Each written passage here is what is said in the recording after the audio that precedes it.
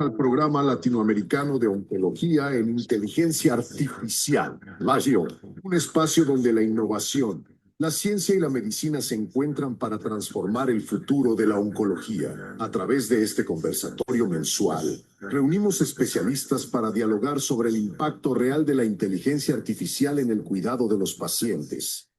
Te invitamos a seguir nuestro canal de YouTube y nuestras redes sociales para no perderte los próximos encuentros. Y si formas parte del área médica, podrás unirte también a la conversación en vivo a través de Zoom.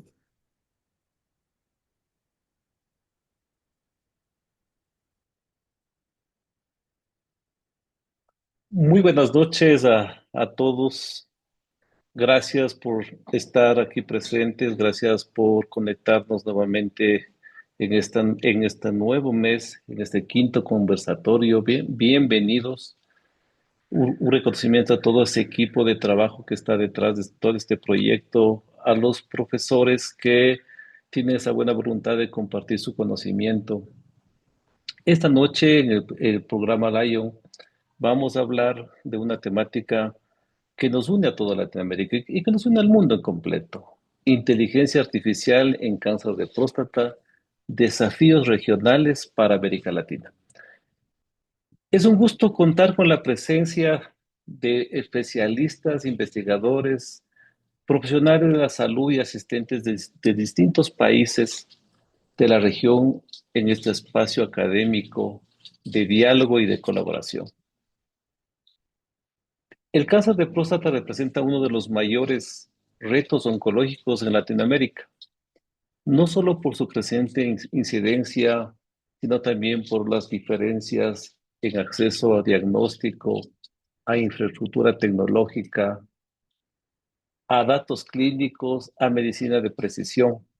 En este contexto, la inteligencia artificial surge como una herramienta con enorme potencial para apoyar las decisiones clínicas, optimizar tratamientos y fortalecer la investigación colaborativa regional.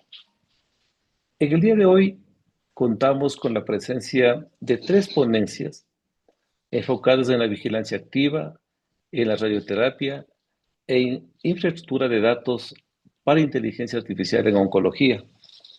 Y posteriormente se abrirá, después de las tres ponencias, una conversación, un intercambio académico con todos los asistentes. Me complace presentar la primera ponencia que va a ser dada por el doctor Alan Ledit Reyes Mondragón con el tema Vigilancia activa, predicción de progresión y uso de inteligencia artificial en la consulta. El doctor Alan Reyes es especialista con experiencia en el manejo integral del cáncer de próstata y en la integración de herramientas aplicadas a la práctica clínica. El doctor Alan es un oncólogo médico y líder de la clínica de cáncer genitourinario del Hospital Zambrano Helion de TechSalud en Monterrey, Nuevo León, México. Su enfoque principal es el manejo multidisciplinario de tumores urológicos, investigación clínica y educación médica. En esta sesión se abordará cómo la inteligencia artificial puede apoyar en los modelos de vigilancia activa, la predicción de la progresión tumoral y la toma de decisiones de la consulta, particularmente en pacientes con enfermedad localizada y perfiles de riesgo intermedio y bajo. Doctor, muchas gracias por acompañarnos. Le cedemos la palabra. Doctor Tixi, muchas gracias por haberme dado esta oportunidad y pues bueno, la verdad para mí fue y es un honor estar aquí con ustedes y que toda la gente de Latinoamérica me esté escuchando. Sé que es un día difícil, sé que muchos de los oncólogos están ya sea rumbo a Chicago o ya en Chicago, así que intenté generar estas, pues digamos, algunas diapositivas, tanto para la gente que pueda estar viendo acá, como para la gente que pueda estar escuchando y puedan pasar en estos momentos de, pues quizá de aprender un poco de lo que algunos, o recordar alguno de lo que ya saben. Y mi primera diapositiva Creo que para mí es importante tomar el tema de la inteligencia artificial y medicina, no solamente la oncología y mucho menos cáncer de próstata, sino desde dónde venimos. Y esto es algo clave. Lo de los primeros artículos que se han presentado sobre cómo la inteligencia artificial puede ayudar a la medicina, se han presentado desde 2019. Y este artículo muy interesante, que incluso generó un libro que se llama Deep Medicine, fue elaborado por Eric Topol. Eric Topol, ¿quién es? Es el editor en jefe de Medscape. Y nosotros ya sabemos que la inteligencia artificial y lo que es el concepto de todo esto en la automatización de ciertos procesos nos ha llevado a ser más eficientes como seres humanos. Y quisiera que recordemos ese ejemplo tan claro como el de lo que es la automatización en la conducción. Ya algunos coches que tenemos, algunos de nosotros, pueden tener la conducción autónoma, como lo es algunos coches que ya sabemos de marcas en donde ellos, el doctor Topol establece que existen 5 pasos, de los cuales el más alto es lo que es la automatización completa, es decir, que el carro completamente se maneja sin ninguna necesidad de intervención humana. Sin embargo, él hace ese razonamiento y la analogía sobre la medicina y a medida que nosotros observamos la tabla tanto de arriba como la de abajo en cuanto a la comparación de lo que es el manejo autónomo de un automóvil con respecto a las decisiones de un paciente, nosotros actualmente tenemos en estos rangos del 0, 1, 2, 3, 4 y 5. Actualmente el automóvil está más o menos en una etapa 4, es decir, la automatización de alta especificidad, pero no es todavía completa. Sin embargo, lo que él dice es que lo que se prevé en cuanto a la cuestión de desarrollo de capacidades de inteligencia artificial en la medicina, nosotros estaremos hasta el paso número 3. Y para la gente que está exclusivamente intentando escucharlo y no está viendo, ¿qué es el paso 3 en la automatización de procesos? En donde tenemos una automatización condicionada. Nosotros tenemos que seguir teniendo ese involucro en las decisiones. No se pueden tomar las decisiones 100% a través de una inteligencia artificial. Y eso es lo que nos habla lo que es el doctor Topol desde el 2019.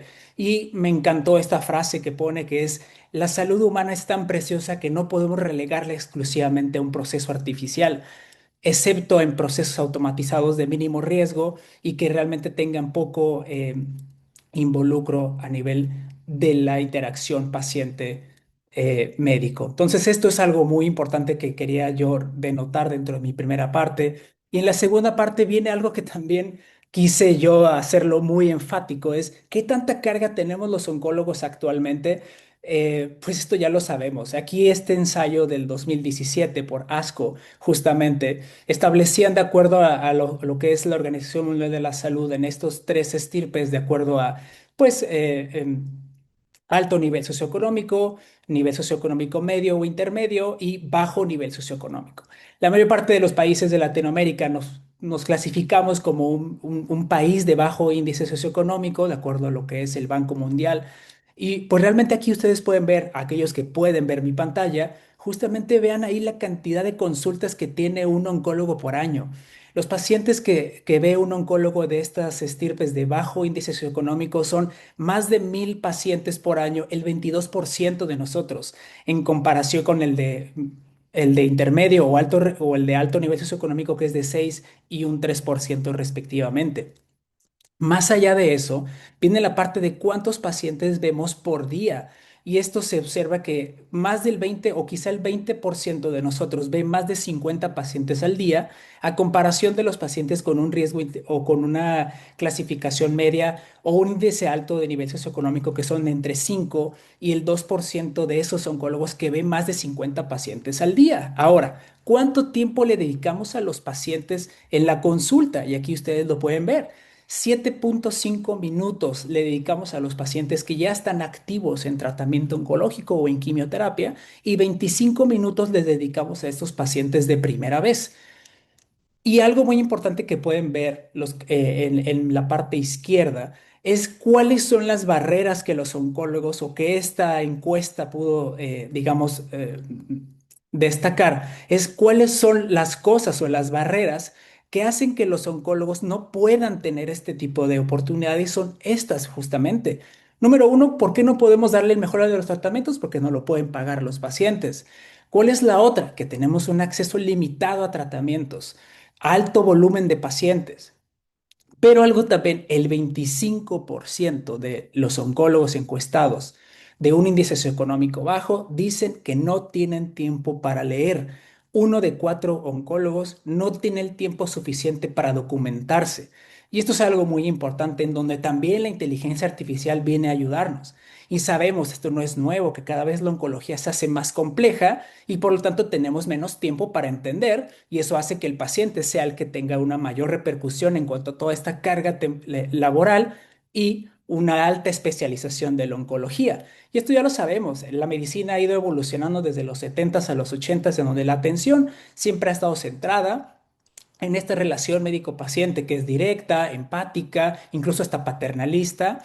Hasta a partir del 1990 y 2010, es decir, en estos 20, 30 años que hemos venido desde el 90 actualmente, pues ya ha habido cada vez una expansión en los sistemas y regulación sobre guías clínicas, cada vez nos involucramos en aseguradoras, las aseguradoras cada vez nos piden más, reportes de calidad y obviamente esto nos exige tener un cumplimiento regulatorio.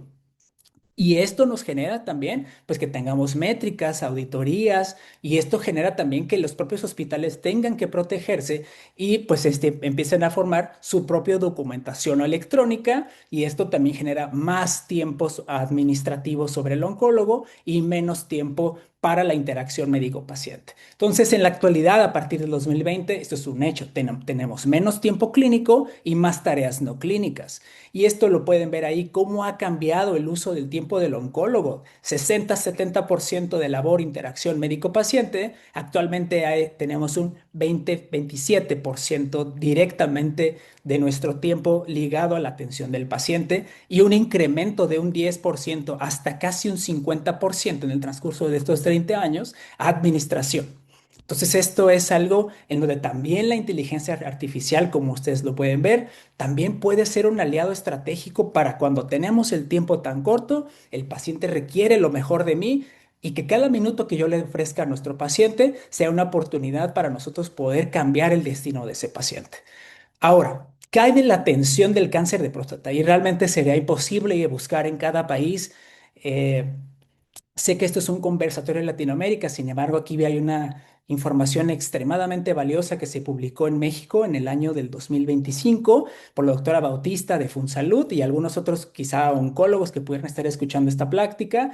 Pues vemos aquí que realmente de estos 112 centros para la atención y con respecto a la disparidad en la atención de los pacientes con cáncer de próstata, tenemos 112 centros que cuentan con una estructura core y esta estructura core es que tengan algún médico, alguna enfermera, algún urólogo, la capacidad de atención en cuanto a al diagnóstico antígeno prostático, pero de todo el país, solamente 8 centros son capaces de brindar una atención integral.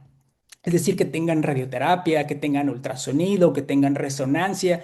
Entonces, esto es algo impresionante. Entonces, vimos que tenemos una gran carga asistencial, dedicamos poco tiempo a los pacientes y además tenemos una pobre infraestructura para ellos. Entonces, esto es algo también que, pues, la inteligencia artificial también se siente un poco limitada en nuestros países latinoamericanos.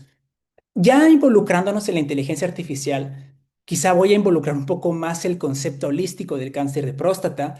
Y bueno, existen nuevos marcadores en donde la inteligencia artificial, a través de modelos de secuenciación y análisis de información, tenemos un nuevo marcador que se llama Stockholm 3. Nosotros conocemos el antígeno prostático. No voy a detenerme a explicar cómo las ventajas, los beneficios, las desventajas del antígeno prostático. Simplemente vengo aquí a denotar que Stockholm 3 es un nuevo marcador que se está utilizando. Viene ya una historia desde el 2024 en análisis de proteínas plasmáticas, análisis de germinal y variables clínicas, en donde Stockholm 3 viene a cambiar todo el paradigma del paciente con cáncer de próstata. Vean ahí lo que es la tasa de precisión en cuanto a la reducción de biopsias innecesarias, en donde Stockholm 3 tiene una predicción mucho más alta de casi el 0.82 o una UC de 0.82 comparado con el APE que es de 0.66. Y no solamente es esa cuestión. Nosotros en muchos estudios que hemos visto, pocas veces se involucran a nuestra población hispanoamericana. Este estudio de Stockholm 3 se hizo en Estados Unidos, en la Universidad de Chicago, con muchos pacientes hispanos, como ustedes lo pueden ver en la gráfica de su lado derecho. Esta es la población en cuanto a que todos los hombres, la población afroamericana, a la población no hispana y a los hispanos. Y ustedes pueden ver que también la tasa de precisión, el LAUCE en paciente hispano sigue siendo muy alta. Por lo tanto, esto es una nueva estrategia de detección y evitar biopsias innecesarias en los pacientes. Y esto también está asociado al uso de inteligencia artificial, como los pueden ver. La tasa de reducción de biopsias innecesarias entre Stockholm contra antígeno prostático es del 53% en pacientes hispánicos. Y esto es otro valor que le damos a la inteligencia artificial, al análisis de nuevos biomarcadores, no solamente en la decisión terapéutica, sino también a la decisión diagnóstica. Por lo tanto, la inteligencia artificial acelera la referencia oportuna y haciéndolo de forma eficiente. Ustedes lo pueden ver de su lado izquierdo, que hay múltiples estrategias donde la inteligencia artificial ya está haciendo que seamos más eficientes en la referencia oportuna, es decir, a quién voy a biopsiar. Y esto es algo importante. Ahí ya lo mencionaba Stockholm 3, con una reducción del 50% de casi de biopsias innecesarias en pacientes hispanos. Hay otro proceso que utiliza el NHS de Reino Unido que ha tenido una reducción de hasta el 35% y ustedes lo pueden ver ahí también en cuanto a la reducción de temporalidad en la referencia. Hay unos artículos que mencionan que el paciente con cáncer de próstata, desde que empieza a tener un síntoma hasta que llega por primera vez al urólogo, pueden pasar entre 6 hasta 8 meses. En Australia han podido hacer esto todavía más corto y una referencia de 3 a 6 semanas es impresionante entre lo que se hace los síntomas hasta la primera resonancia. ¿Y esto cómo lo logra la inteligencia artificial? Pues justamente a través de una integración masiva de datos clínicos, laboratorio, imagen y biomarcadores. Y esto ya lo sabemos que entre más nutrida esté la inteligencia artificial con información, más precisa y eficiente va a ser. Por lo tanto, sabemos que facilita la comunicación entre médico, el médico especialista, el urólogo, el oncólogo y evidentemente el radiólogo y el radiooncólogo, etcétera. Por tanto, el futuro de la inteligencia artificial también tiene que utilizarse en la referencia a través de modelos de inteligencia artificial y que tengamos una medición continua de estos resultados. Es decir, todo resultado que no se mide no es algo válido. Tenemos que demostrar que nuestros datos sirvan. También ya lo hablamos de lo que es Stockholm 3, la referencia oportuna hacia una resonancia y la toma de biopsia, pero ahora vemos el diagnóstico. Y estos son datos que ya también ustedes saben, la sensibilidad y especificidad que tiene una resonancia magnética multiparamétrica en la detección de cáncer de próstata, como lo pueden ver en la parte superior, dice 96% de sensibilidad, pero una especificidad de casi el 16%, es decir, es muy sensible, pero poco específico. Y lamentablemente la patología de próstata también es altamente intervariable entre patólogos. Medir la extensión de los broques, de los cores, que si se mide en milímetros, que si se mide en porcentaje, todo esto ha sido un cambio en los simples conceptos y términos de interpretación. Son altamente variables, tanto por el radiólogo como el patólogo. Y es aquí donde viene la inteligencia artificial a cambiarnos el paradigma de qué paciente debe de ir hacia una biopsia o qué paciente realmente puede quedarse en una vigilancia activa. Como lo pueden ver aquí, existen dos series de datos altamente nutridas por Estados Unidos y por Europa. Prostanet es más americano, PICI es un poco más europeo y ellos establecieron el uso y la combinación de resonancia magnética e inteligencia artificial. Y ustedes lo pueden ver como la sensibilidad casi logra un 90% y la especificidad también por arriba del 90%. Y también mucho más allá de eso, no solamente es capaz de detectar un cáncer de próstata, sino también de detectar un cáncer de próstata que sea clínicamente importante. No solamente es detectar el cáncer, sino también identificar a aquel que sea clínicamente necesario de biopsiar. Por lo tanto, también nos puede dar características de agresividad solamente por imagen. Esto es algo impresionante. En cuanto a lo que es la inteligencia artificial a través de estos modelos de 3D, y vemos ahí que entre más nutridas estén las bases de datos de pacientes y estudios de radiología, mayor va a ser la capacidad de predicción de valor predictivo negativo y valor predictivo positivo. Por lo tanto, tenemos una sensibilidad de casi el 99%. calculamos la probabilidad de agresividad y obviamente si es o no necesario hacer una biopsia. Y también algo clave es que podemos reducir hasta el 20% de biopsias innecesarias, es decir, uno de cada 5 pacientes ni siquiera necesitaría una biopsia. Ahora, en cuanto a patología también, algo que es muy importante es el dangerous underestimate. ¿Qué quiere decir esto? Que vamos a poder establecer en la menor cantidad de porcentaje que no vamos a biopsiar algo que no sea agresivo.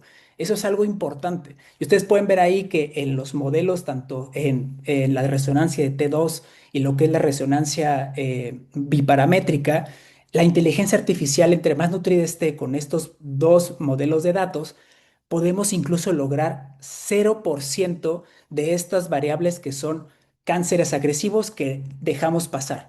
Es decir, que no se ven por resonancia, pero que realmente es un cáncer agresivo. Y esto es algo súper importante. 0% de probabilidad de que esto pueda llegar a pasar es importante porque yo puedo, es decir, la especificidad de un cáncer agresivo mejora con el uso de la resonancia magnética guiada por la inteligencia artificial.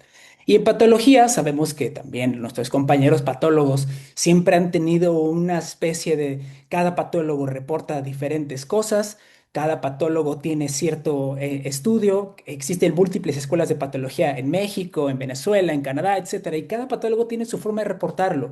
Sin embargo, esto se hizo un análisis de concordancia.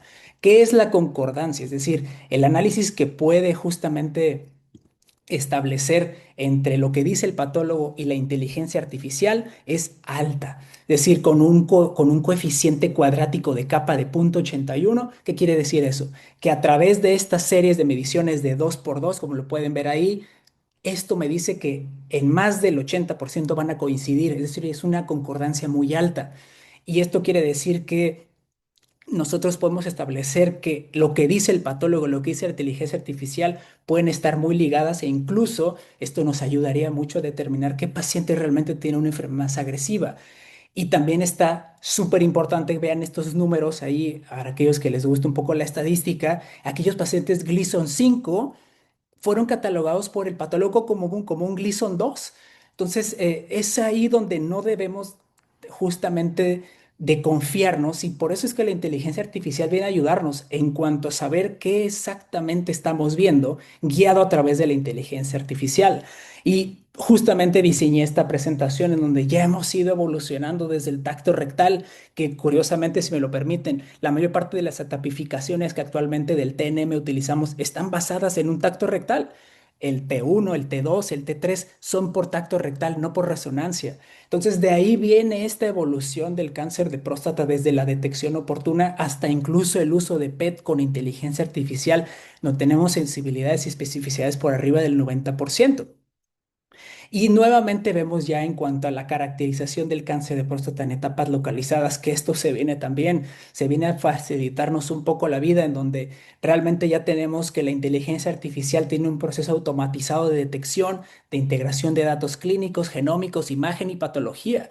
Y esto obviamente ya existen múltiples plataformas que podemos pedir a través de ciertos proveedores que principalmente es Decipher o Artera, que utilizan inteligencia artificial para predecir el riesgo de agresividad o no, y por lo tanto tener una mejor decisión terapéutica para los pacientes, desde quién dejar en vigilancia activa, quién podemos mandar a cirugía, quién realmente se beneficia de radiación e incluso pues la toxicidad que los oncólogos ofrecemos a los pacientes de hormonoterapia, quién realmente se beneficia de utilizar hormonoterapia o quién se va a beneficiar de una hormonoterapia de corto o de larga duración.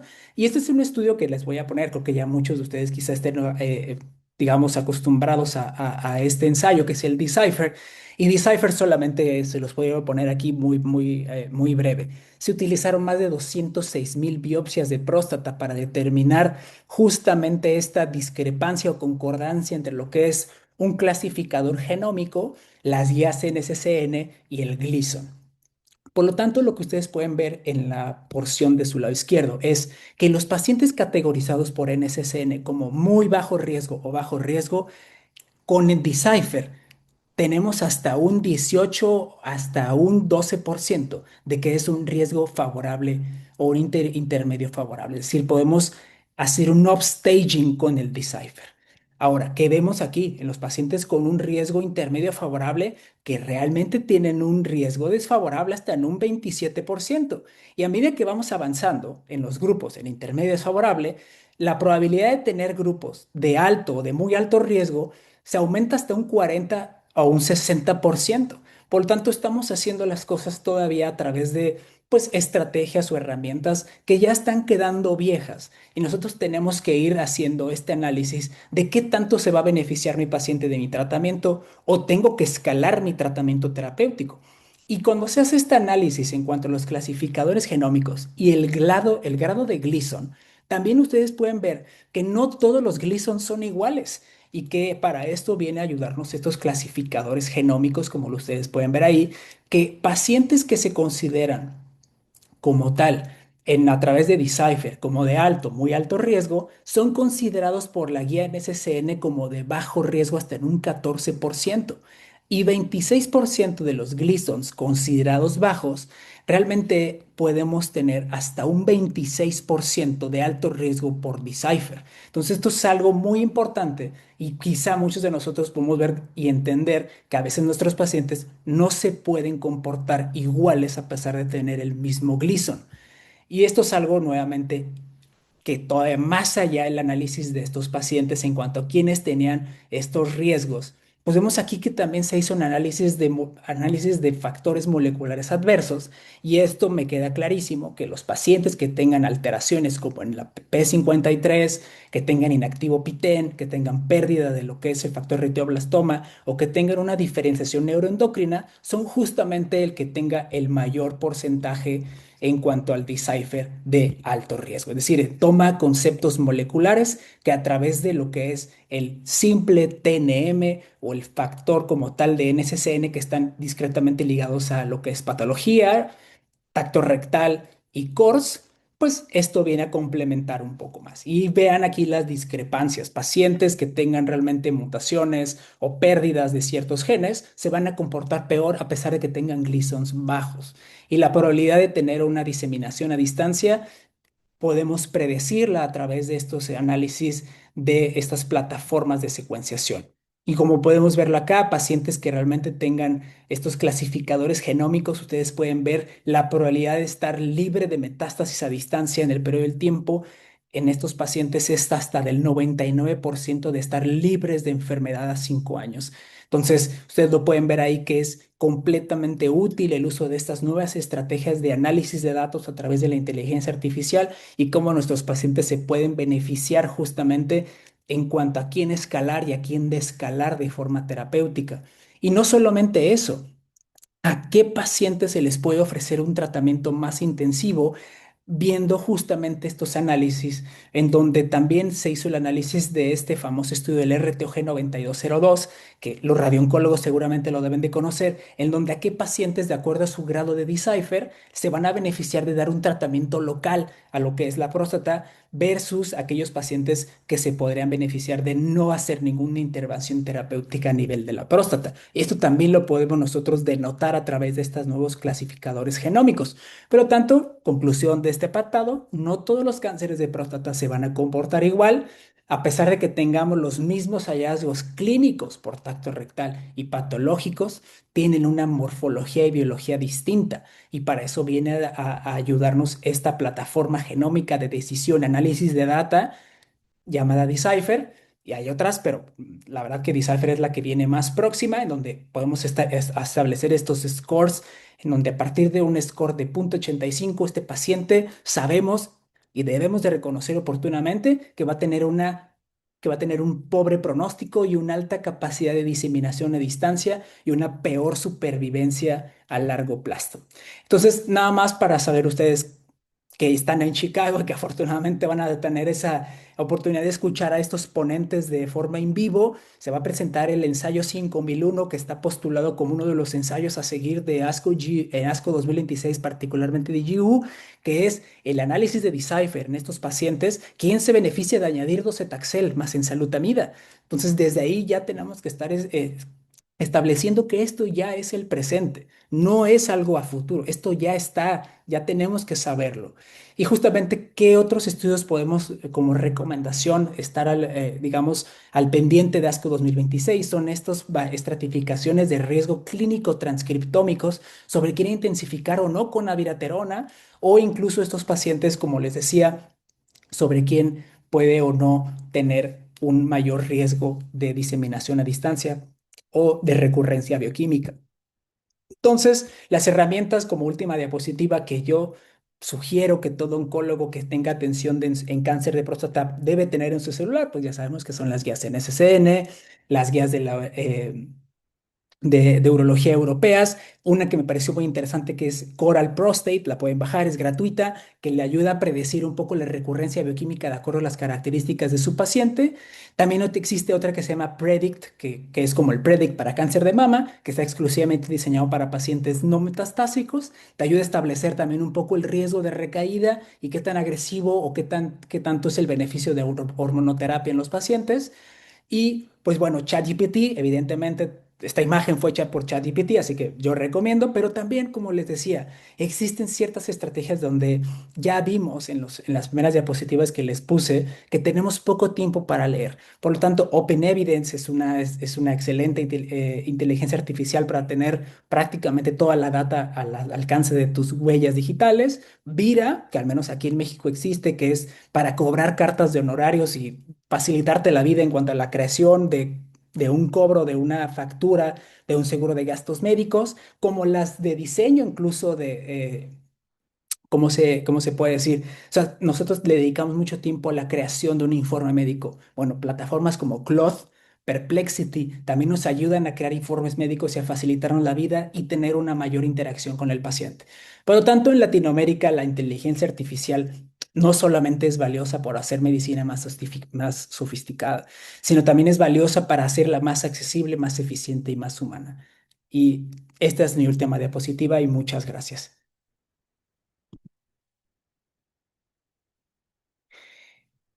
Muy bien, pues la verdad para mí fue un honor que me hayan invitado y quisiera dar pauta a la siguiente presentación y continuando con el programa, contamos con la participación de la doctora Ligia Avilés. La doctora Ligia Avilés es médica oncóloga radioterapeuta boliviana con más de 15 años de experiencia en radioterapia oncológica e innovación tecnológica aplicada al cáncer. Actualmente ella es directora de radioterapia de Oncoservice Bolivia y presidenta de Álamo, liderando iniciativas regionales en acceso, formación y liderazgo en oncología. Ella se formó en la Universidad de Buenos Aires y realizó entrenamiento internacional en Mass General y Dana-Farber Cancer Institute. Además cuenta con múltiples másteres en altas tecnologías y radiocirugía por la Universidad Complutense de Madrid y actualmente es pionera en la implementación de radioterapia de alta complejidad en Bolivia y lidera actualmente uno de los primeros centros de radioterapia en la región, integrando lo que es la inteligencia artificial y todo el flujo de radioterapia para mejorar precisión, seguridad y eficiencia clínica. Bienvenida, doctora. Es un honor contar con su participación. Muchas gracias. Muchísimas gracias, Alan, por esa presentación y también felicitarte por tu maravillosa ponencia. Yo cuando me integré con la inteligencia artificial hace poco más de un año en el área clínica, luego me ponía a pensar que realmente no es una herramienta del futuro. Estamos conviviendo diariamente con la IA. Me imagino que muchos de ustedes hoy en alguna de sus tareas han usado la IA en algún momento de su día, pero hoy está empezando a ayudarnos a tomar decisiones clínicas. Y es muy importante que si bien nosotros estamos usando la IA diaria, cuánto entendemos de lo que está detrás de la IA. Entonces, hoy vamos a tratar de aclarar estas preguntas. Como decía Alan, en lo que es el tratamiento del cáncer de próstata, el diagnóstico, la estratificación, realmente la IA ha cobrado un papel muy importante. Nos está permitiendo hacer una mejor estratificación del riesgo, ayuda con algoritmos de imágenes, detectar mejor las micrometástasis cuando vemos un PSMA, la radioterapia, que es lo que yo les voy a contar ahora, la hacemos cada vez más personalizada podemos dirigirnos según la carga biológica real. Estamos utilizando radiómica también para predecir la agresividad y la respuesta de estos tumores. Ya tenemos inteligencia artificial adaptada a los aceleradores lineales, con lo cual hacemos radioterapia adaptativa en tiempo real, y todo esto se traduce en mayor eficiencia, mayor rapidez, reducción de los tiempos, mejores procesos, porque realmente en oncología el tiempo es oro, y todo lo que nosotros podamos ganar en tiempo para nuestros pacientes también es poderlos aliviar a tiempo. Entonces, ¿cómo veíamos antes un mapa de la radioterapia? Nosotros teníamos la radioterapia 2D, los centros que hacían 3D, los centros que ya hacían IMRT. Pues hoy los niveles de atención en radioterapia se están clasificando como radioterapia 1.0, que tenemos centros en Bolivia que todavía operan con bombas de cobalto y usan el simulador con rayos X. La radioterapia 2.0 son los centros que ya incorporaron 3D y utilizan sistemas de escaneo y planificación más modernos. Los centros de radioterapia 3.0, que era donde nos encontrábamos nosotros, ya utilizábamos técnicas de altísima conformación como radiocirugía, SBRT, intensidad modulada, optimizando imagen guiada, pero hoy ya nos encontramos con los centros de radioterapia 4.0, que son aquellos que han integrado la inteligencia artificial para automatizar procesos, para darle robustez a los datos, para hacer mejores controles de calidad. Y en la región, pues ya tenemos varios centros de radioterapia 4.0. Para entender cómo es la arquitectura de la IA, pues nosotros entendemos que la IA es una capacidad general o un campo general que permite simular las tareas cognitivas humanas. Y estos datos se traducen con subsistemas como el machine learning, que es la máquina que aprende de patrones. Acá nosotros tenemos muchas soluciones, pero sobre todo el machine learning nos está ayudando a predecir la toxicidad, el riesgo, el pronóstico oncológico, detección de fraude en salud. Luego tenemos las herramientas de deep learning, que son las redes neuronales complejas, donde están liderando sobre todo nosotros de radioterapia usamos mucho deep learning, pero los radiólogos están utilizando para mamografías, interpretación de escáneres, también la patología digital utiliza herramientas de deep learning. Y los modelos de lenguaje, que tenemos los modelos de lenguaje naturales, que como decía Alan, te resumen historias clínicas, generan reportes automáticos, y los modelos avanzados que ya prácticamente conversan con nosotros como si fueran otras personas, y ahí está el famoso ChatGPT, Gemini, Copilot y Cloud de Anthropic. Entonces, entender que todo este ecosistema de la inteligencia artificial no es perfecto. Tenemos algo que se llama black box, que es que muchas veces el machine learning, por ejemplo, no te explica cómo llega a ciertas conclusiones. También tenemos las alucinaciones de la IA. Pero fíjense, en radioterapia nosotros pasábamos horas de horas haciendo planificaciones y cálculos, y quisiera que ustedes me digan cuál de estos dos planes, el A o el B, fue generado por inteligencia artificial. Si lo miras a simple vista, realmente es difícil de decir cuál fue planificado por un humano y cuál fue planificado por la inteligencia artificial, pero el B fue hecho por inteligencia artificial. Si ustedes ven, me dirán que tal vez no hay mucha diferencia, pero fíjense que la médula espinal, en este caso de un tumor de cabeza y cuello localmente avanzado, está recibiendo una dosis mayor a la dosis de tolerancia de la médula. Nosotros a la médula como máximo podemos llegar a 50 grays, y este planificador le dio 57. Los médicos que reportaron este caso dicen que la inteligencia artificial la alimentaron con casos de tumores tempranos. Entonces, una de las cosas que estamos viendo con la IA es que depende muchísimo de cuáles sean los casos con los cuales nosotros la nutrimos para poder hacer los tratamientos. Por eso hoy toda herramienta de inteligencia artificial necesita validación clínica. Si ustedes se ponen a ver cuáles son los dispositivos aprobados con inteligencia artificial por la FDA, ya hay más de 900 soluciones que están autorizadas. Y como les decía, los que más estamos usando inteligencia artificial, bueno, son los radiólogos, y dentro de esa rama, nosotros los radiooncólogos también estamos utilizando. Por supuesto que otras especialidades lo utilizan, pero es increíble. Estas son soluciones de inteligencia artificial de las principales empresas de radioterapia. Ya todas tienen algún modo de adaptativa, de autocontorneo, de autoplanning, y tenemos ya aceleradores lineales como el Evodelecta, que hace radioterapia con inteligencia artificial en tiempo real. Nosotros incorporamos hace menos de un año la IA en todos los procesos, por eso es que en mi centro de Bolivia figura entre las clínicas alrededor del mundo que están utilizando inteligencia artificial en todas las etapas. ¿Y cómo hicimos esto? Nosotros no solamente adquirimos tecnología basada en la IA, para autocontorneo, planificación, chequeo de las máquinas, chequeo de los planes, cálculos automatizados y adaptativa, sino que tuvimos que construir un nuevo modelo de trabajo para poder hacerlo. Porque la IA no es solamente adquirir la imagen, sino, o el software o lo que necesites, sino es ponerlo a correr en tu sistema de trabajo. Para que ustedes se den una idea, esto es cuánto nos lleva a nosotros contornear una lesión en tiempo real. Es un proceso muy delicado, lo hacemos corte a corte, analizamos las imágenes, las fusionamos. Hacer una radiocirugía en mi institución nos llevaba, pero como rápido, una semana. Hoy con las herramientas de autocontorneo, fíjense, esta es una herramienta de autocontorneo que está contorneando todas las estructuras de un tumor de cabeza y cuello en cuestión de segundos.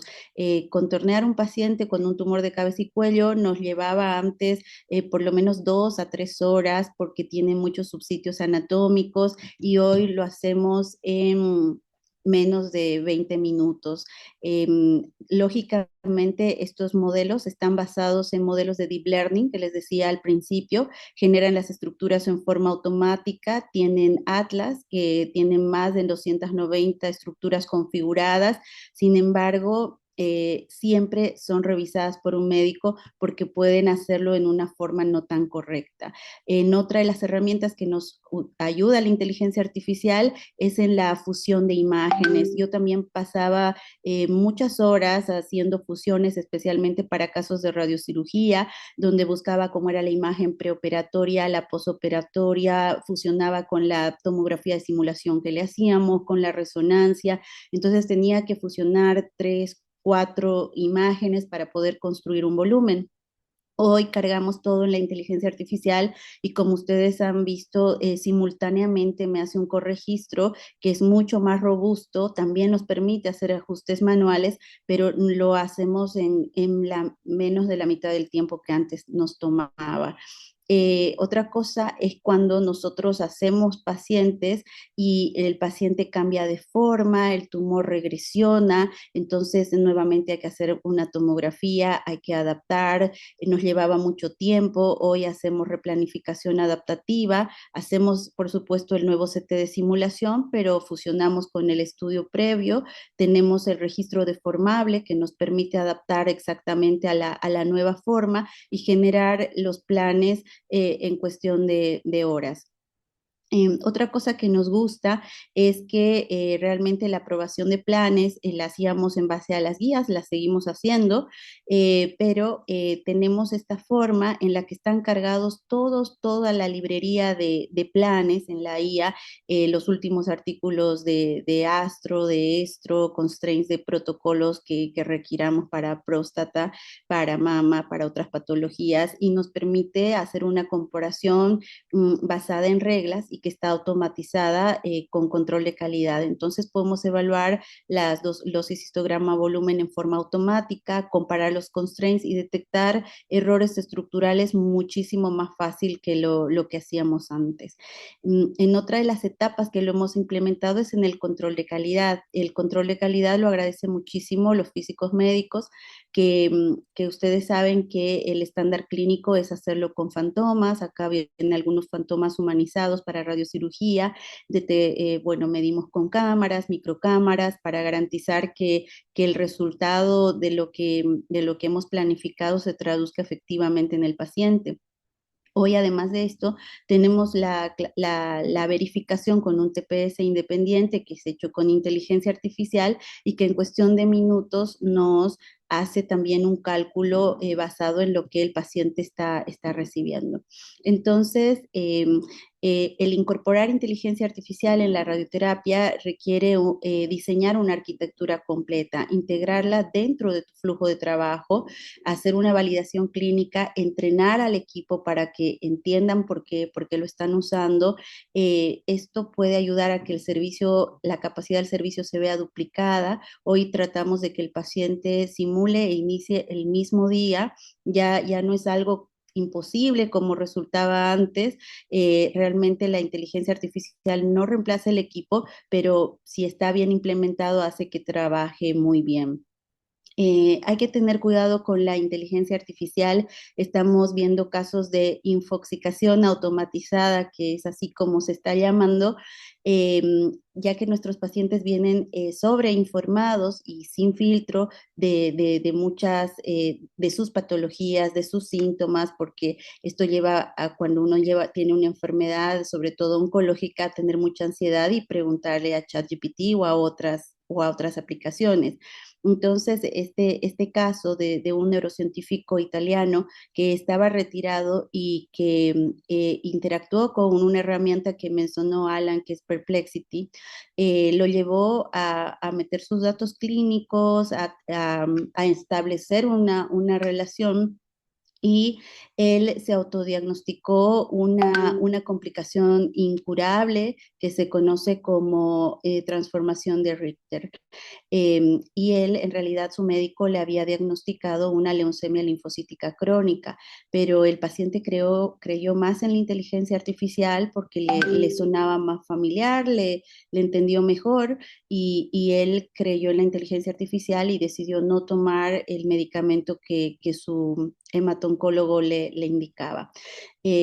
Lógicamente el paciente fallece, y es que la medicina es realmente un acto humano, es un acto de relación, de empatía y de un juicio moral. Ahora, la verdad que no se sabe quién tiene la responsabilidad, si el paciente por autodiagnosticarse, si la aplicación por haber diagnosticado, el creador de la aplicación. Realmente es difícil establecer. Yo creo que la IA tiene estos peligros, pero nosotros, justamente la ION nace para poder hablar del uso de la inteligencia artificial y del límite ético de esto. Pero otra de las cosas que nos gusta de la inteligencia artificial es que realmente ya no se necesitan presupuestos millonarios para democratizar el acceso a una medicina de primer nivel. Los centros periféricos con equipos más sencillos, adquiriendo herramientas de inteligencia artificial. En el caso de radioterapia, pueden hacer sus servicios más robustos, hacer mejores controles de calidad, como decía Alan, dedicarle más tiempo a sus pacientes, ya que procesos que eran muy repetitivos y exhaustivos pueden ser automatizados por la IA, por supuesto con estos cuidados de entrenamiento del equipo. Y como decía Nicole Jordan, que es una mujer líder en el mundo de la tecnología, es una oportunidad para nivelar el campo de juego. Yo siempre digo que no todos venimos de jugar en stadiums, muchos venimos como en la foto de jugar en canchas de tierra, pero estas herramientas nos permiten jugar como se hace en las grandes ligas con menor presupuesto. Así que muchas gracias por su atención.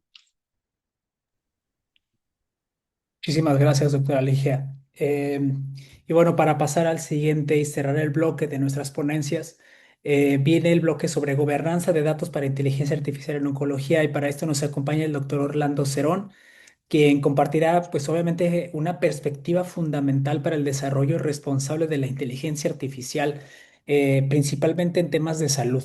La gobernanza de datos en oncología. El doctor Orlando Cerón Solís es médico cirujano egresado por la Universidad Autónoma de México y maestro en ciencias sociomédicas, además de ser especialista en salud digital e informática biomédica. Se desempeña como gerente de la unidad de Innova UNAM y como profesor en la Facultad de Medicina de la misma. Tiene amplia experiencia en cátedras e investigaciones en salud digital y participa como Medical Research Manager del Departamento de Salud Digital. Su participación abordará los retos relacionados con la calidad de datos, interoperabilidad, regulación, privacidad, colaboración multicéntrica y construcción de modelos de inteligencia artificial aplicables a la realidad latinoamericana. Doctor, muchísimas gracias por acompañarnos y le cedo la palabra. Hola, hola, muy buenas noches a todos. Un momentito porque estoy en dos dispositivos para ver de qué forma se puede anclar mi imagen, a ver si me pueden ayudar. Si no, no importa, seré muy breve por cuestiones de agenda, pero vamos a hablar acerca de la gobernanza de datos y qué implicaciones tiene esta misma gobernanza de datos ya en la parte clínica, en las aproximaciones pues, reales tal cual, de cómo aterrizar y cómo poner esta inteligencia artificial pues prácticamente al servicio de la clínica y en este punto puntualmente de la oncología. Entonces, cuando hablamos de gobernanza de datos, hablamos acerca de cómo, qué datos y hasta dónde los utilizamos. ¿Quién es dueño de estos datos? ¿Quién puede acceder a ellos, quién no y demás, ¿no? A lo mejor este punto no lo tenemos tan presente en la región en la que estamos. Lamentablemente, pues tenemos un enfoque un poco de consumidores, ¿no? Pero pues también tenemos que tener esta soberanía tecnológica para poder pues tener datos, ¿no? Entonces, lo primero es tenemos datos representativos. Tenemos que tener representatividad de datos para la población latinoamericana. Lamentablemente, la mayoría de los esquemas de las inteligencias artificiales, algoritmos que se han presentado en general en salud, no están hechos con la población, el tipo de población que tenemos en el bloque latinoamericano. Generalmente todos son pacientes caucásicos, ¿no? Evidentemente hay un sesgo muy importante de género, siempre, aunque se ha tratado de investigar por qué, se ha demostrado que los sesgos de los programadores se pasan de una forma inconsciente a los algoritmos.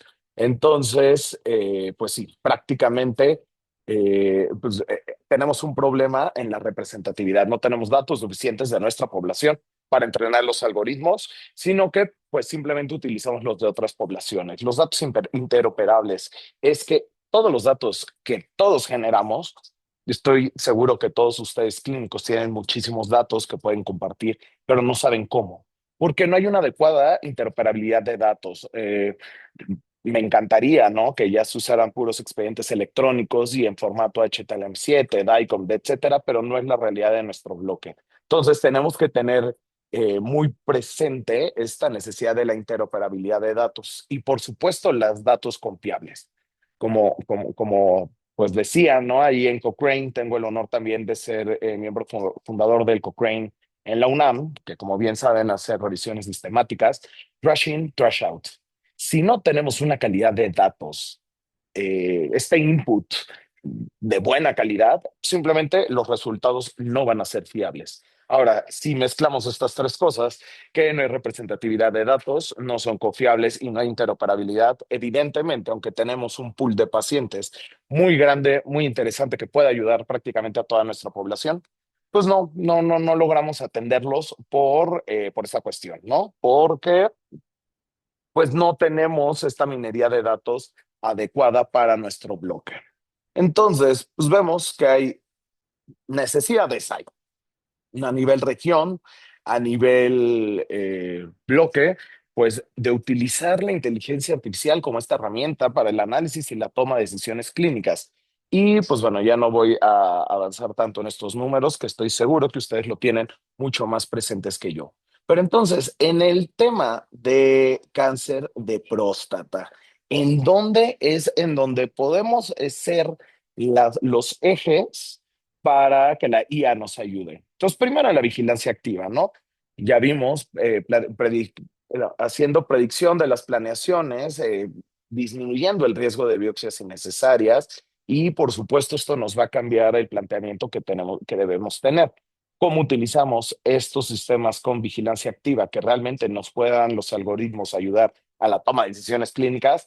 Pues evidentemente se complica un poco si no tenemos datos, ¿no? Entonces, por eso es muy importante no solamente copiar o utilizar o todos estos estudios europeos muy sofisticados, que sí, por supuesto que funcionan y aportan información, pero también tenemos que hacerlo para nuestra población, para que también así, pues ya vimos un ejemplo súper claro de cómo la imagenología impacta muchísimo la IA. Pero igual, ¿qué tal que en la población latinoamericana o en la gente que tiene predominancia de genes nativos de la región de Latam, tiene algunas variaciones anatómicas?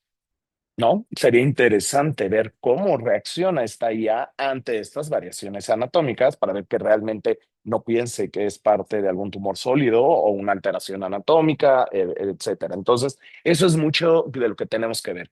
Y radioterapia, lo mismo, ¿no? Por ejemplo, en casos, a lo mejor, no soy oncólogo, no tengo mucho conocimiento de la parte clínica, pero, por ejemplo, en cáncer de piel, está totalmente demostrado que la escala de Fitzpatrick cambia la progresión, ¿no? El pielotipo que tienes. Entonces, evidentemente, el tratamiento va a cambiar.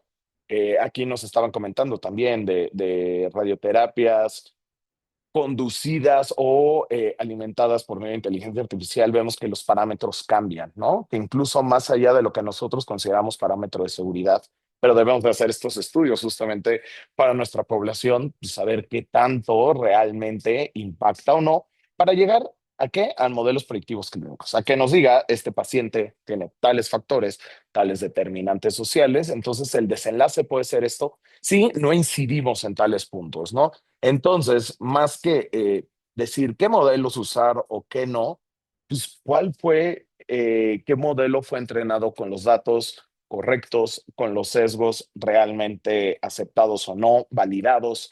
Estaba escuchando de muchos algoritmos y validaciones, pero pues, lo mismo, no hay pocos estudios que hablan de la validación de estos protocolos clínicos en nuestra población, en la población latinoamericana, ¿no? Entonces, ¿realmente es validación? O simplemente es una traspolación del conocimiento que tenemos por otro tipo de instituciones o poblaciones.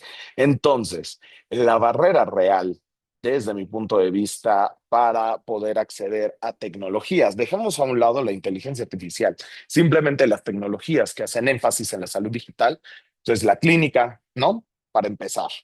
O sea, lamentablemente en nuestro bloque no tenemos todos los recursos como para que no digamos que el espacio, los recursos y demás no son una barrera real. En imagen, lo mismo, ¿no? Para poder hacer oportunamente las imágenes. Entonces ya tenemos médicos, ya tenemos imágenes. Ahora, patologías. Las patologías muchas veces no se procesan en el mismo lugar. Se tienen que mandar a otros lugares, análisis de resultados y planificación.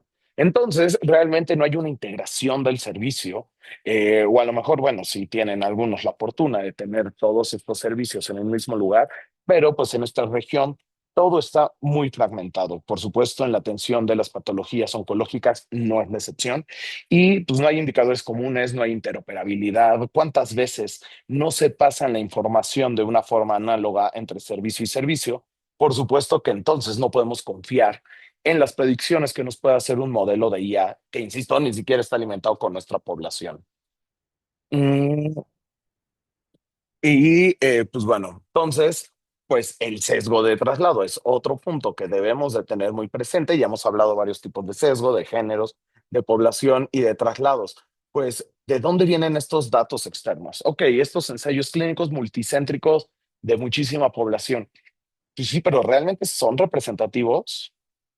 Luego, los modelos promedios pues, no siempre funcionan, ¿no? Sobre todo en estas cuestiones de hacer cálculos, bien sabemos que las dosificaciones y los tipos de terapias se dirigen hacia cómo actúan sobre la normalidad, puntualmente matemáticamente la normalidad, ¿no? Entonces, evidentemente nos ayudan a ver factores que más fácilmente pueden hacer una terapia personalizada. ¿Para qué? Para poder así implementarlo localmente.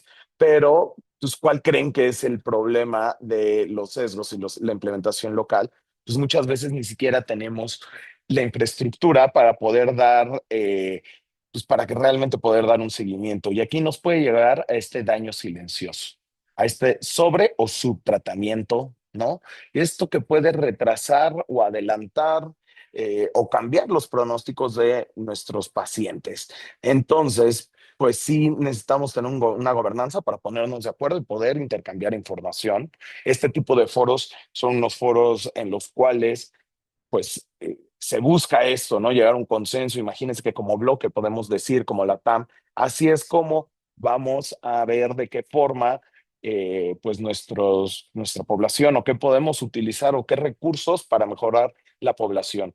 Entonces, en pocas palabras, yo creo que más allá de implementar nuevas tecnologías, debemos de analizar las que tenemos, cómo funcionan, cómo podemos hacerlas más óptimas y los recursos que tenemos antes de pensar de traer e implementar otras tecnologías que, insisto, la población ni siquiera se parece a la nuestra, pues respecto a la oncología en general y en cualquier área, por supuesto, pues es muy importante tenerlo en cuenta.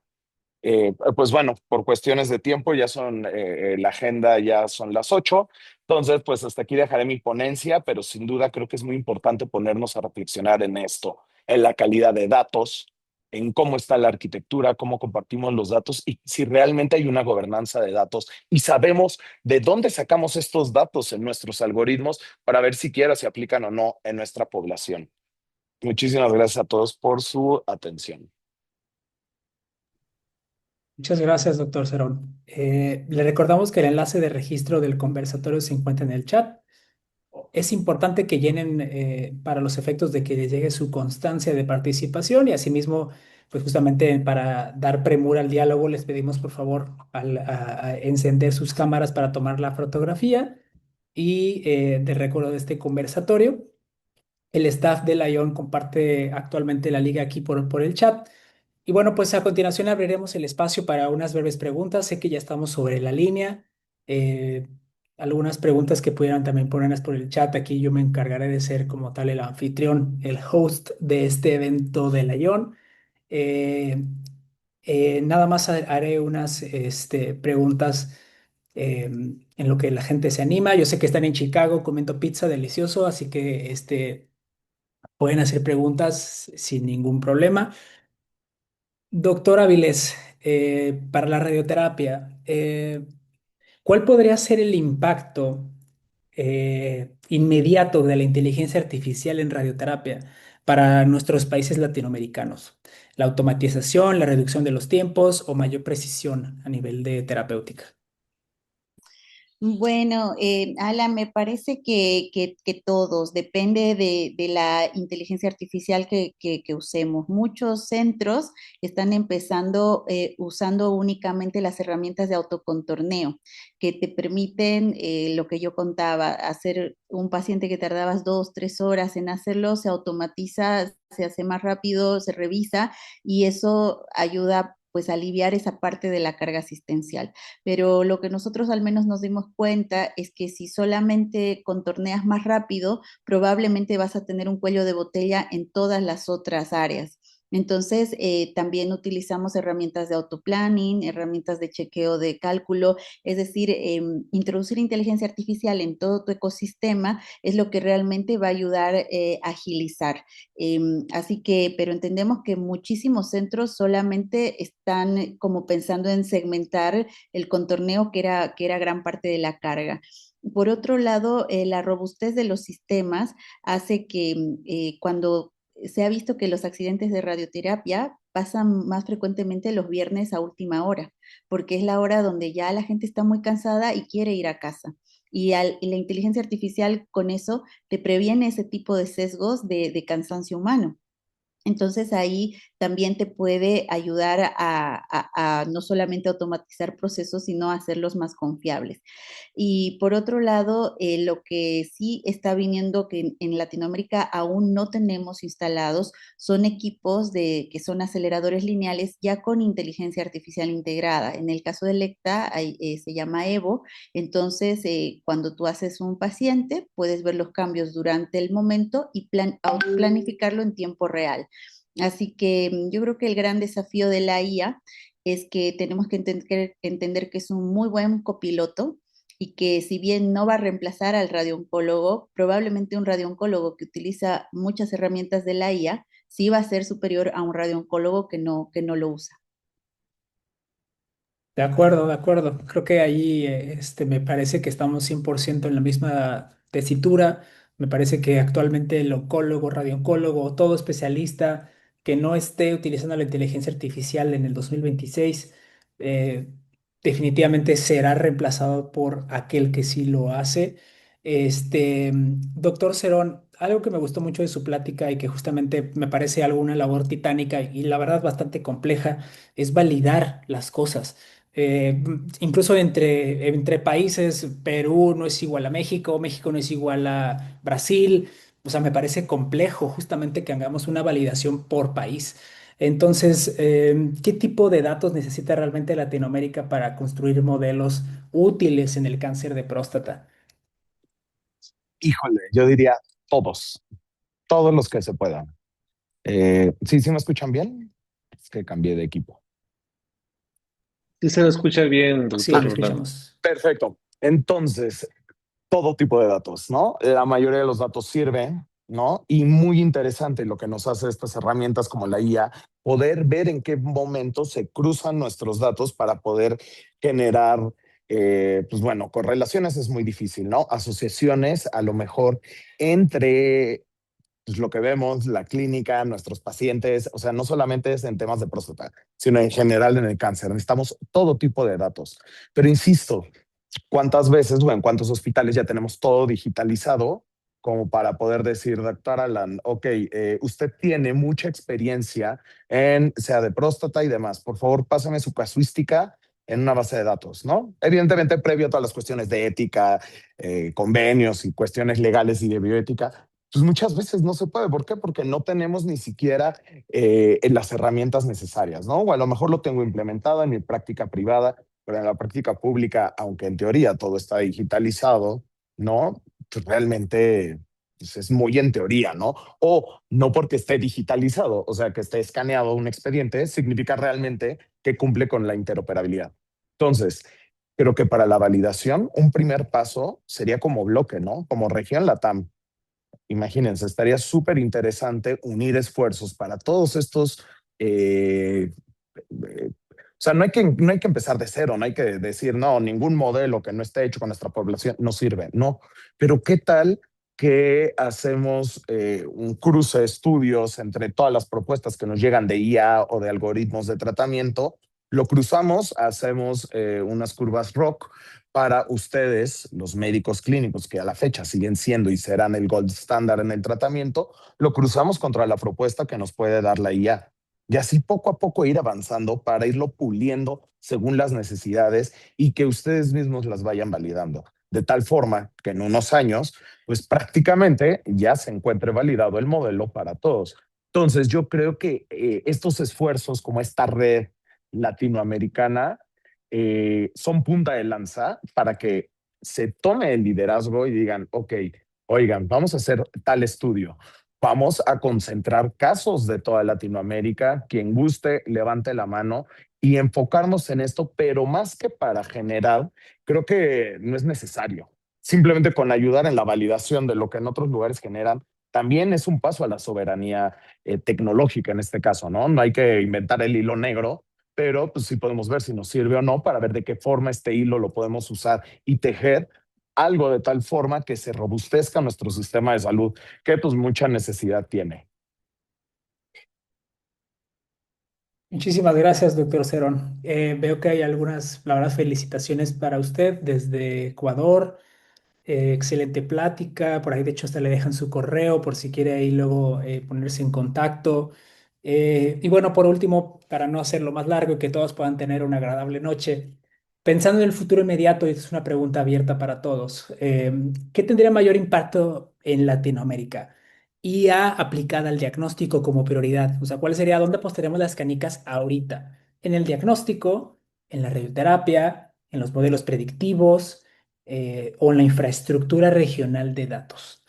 Eh, yo doy mi opinión. Es una pregunta muy difícil. Creo que países como nosotros que hemos visto, me parece que tendríamos que enfocarlo también en algo que no se mencionó, que es la prevención, justamente la detección oportuna. Así que yo me iría más bien hacia la detección oportuna. Les dejo el micrófono a los panelistas. ¿Qué opinan de esto? ¿A dónde le meterían los pesos? Mm.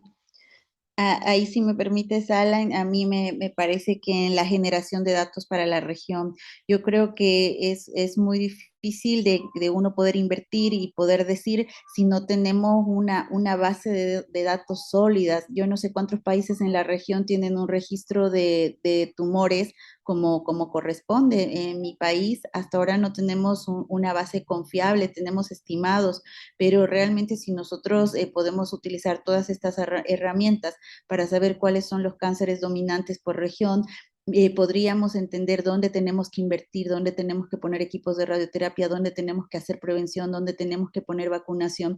Yo creo que el tener un mapa de lo que realmente está pasando en nuestra región nos haría poner los esfuerzos más personalizadamente y estratificar según el riesgo y las necesidades de cada área. Doctor Cerón, ¿cuál sería su comentario? Bueno, aquí está un poco sesgada porque la parte que me gusta, mi parte de estudio, es la parte de gestión y políticas en salud. Entonces, antes de pensar en hacer inversiones multimillonarias de millones de dólares, que a todos nos gustaría tener esa capacidad tecnológica y esa infraestructura o esos sistemas en todos, yo creo que primero optimizar lo que tenemos. Cómo la IA nos puede ayudar a lo mejor con cosas tan sencillas como la agenda. O sea, ¿cuántas veces en el tema de oncología el tiempo es clave? Los pacientes no llegan tarde o no se programan porque no hay criterios, porque nada más el criterio es un cuaderno que nos dan a principio de año, ¿no? Que luego en las instituciones públicas las dan en diciembre, entonces la agenda se tiene que abrir en diciembre cuando realmente los pacientes necesitan la atención desde antes. Yo creo que podemos hacer sistemas o estudiar en general los sistemas de salud para ver de qué forma se puede incidir la IA para utilizar y optimizar los recursos que ya tenemos. Antes de pensar en grandes inversiones y demás, simplemente optimizar lo que tenemos. Insisto, imagínense que por medio de cierto screening, determinantes sociales, tipo de tumor que se presenta y ciertos factores, se acomode la agenda por prioridad, ¿no? En nuestros sistemas de oncología. Imagínense qué maravilloso que realmente los que necesitan mayor urgencia realmente sean canalizados de una forma automática y ya que el último criterio sea el médico clínico para ver realmente que sí o que no. De esta forma podemos canalizar y utilizar oportunamente todo. Entonces yo creo que eso totalmente, ¿no? La prioridad es...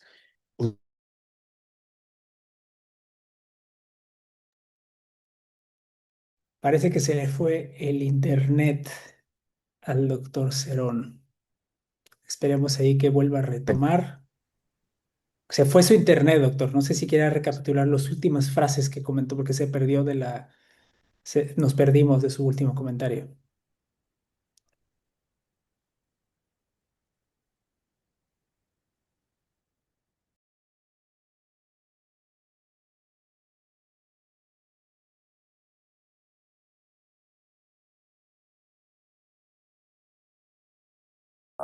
Muchos o pocos también tenemos.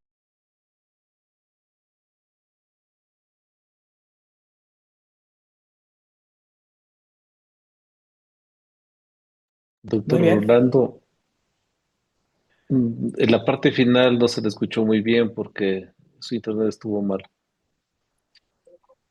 Uh, Ahí va de nuevo, a ver si me escuchan, que, Ahí eh, sí. que simplemente la tecnología y la IA, yo creo que la prioridad primera es para optimizar los recursos que tenemos, ¿no? Muchos pocos, pero yo creo que son finitos y las necesidades infinitas. Entonces, eso es algo que podemos incidir ya y pues bueno, si aquí hay algún líder de opinión o algún tomador de decisiones de algún servicio de oncología, qué mejor que entienda que estas soluciones pueden acelerar o bueno, si esto se puede permear a un sistema de salud, imagínense qué maravilloso, empezando por optimizando los recursos y ya después ver de qué forma podemos colaborar para generar nuevas soluciones en oncología puntualmente. Bueno, muchísimas gracias, doctor Cerón. La verdad, a todos los ponentes, doctor Tixi, y obviamente para a todos los que hacen de este quinto conversatorio del programa del Ayón posible. La conversación de hoy nos permitió reflexionar y llevarnos grandes aprendizajes sobre cómo la inteligencia artificial puede transformar el abordaje del cáncer de próstata, pero también sobre los grandes desafíos regionales que enfrenta Latinoamérica para lograr una implementación ética, equitativa y obviamente clínicamente útil. Los invitamos a continuar participando en las próximas actividades del programa Layón, donde seguiremos impulsando espacios de aprendizaje, colaboración e innovación en oncología e inteligencia artificial. Será un gusto contar nuevamente con todos ustedes y ojalá me puedan seguir invitando a estas actividades y pues muchísimas gracias y que tengan muy buena noche. Muchas gracias a todos. Gracias, Ligia. Gracias, Orlando. Gracias, Alan. Una linda noche. Muchas gracias. Buenas noches.